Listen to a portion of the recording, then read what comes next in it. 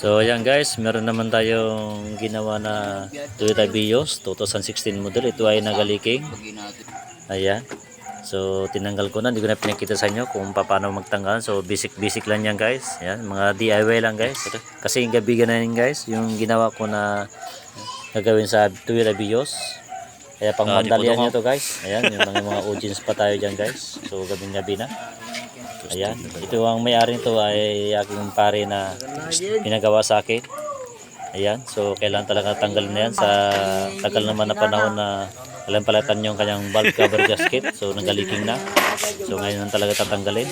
Kapalitan ng bago. So inikutan ko na yan guys, yung ating unit ni pare para makita ninyo.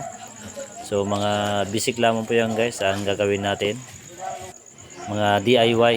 Ayan, pinapakita ko sa inyo kung paano magtanggal at magbaklas at magkabit yung bago na valve cover gasket. Yan guys, ating genuine parts na valve cover gasket para sa Toyota 2016 model. Ayan guys. So malinis na at pwede na ilagay yan guys ang ating valve cover gasket. Para makita manipudong na kita Ayan, yung video. para sure na hindi natakas. Yan ang mga audience natin, tawang-tawa pa. Yan natin mga audience yan guys. Yan. So pinandar ko na yun guys at binalik ko na, hindi ko rin pinakita sa inyo kasi panggabi na. So pangmadalian nyo na lang guys. Yan, tinignan ko pa, pumasok pa ako guys para ma-check kung okay ng lahat at wala ba nagsiga yung dashboard na yan guys sa mga ilaw-ilaw na dyan guys. So normal naman guys. Yan, kita naman ninyo. Ayan. So lumabas din ako para titignan ulit kung meron bang mga leak na ating valve cover gasket. Ayan.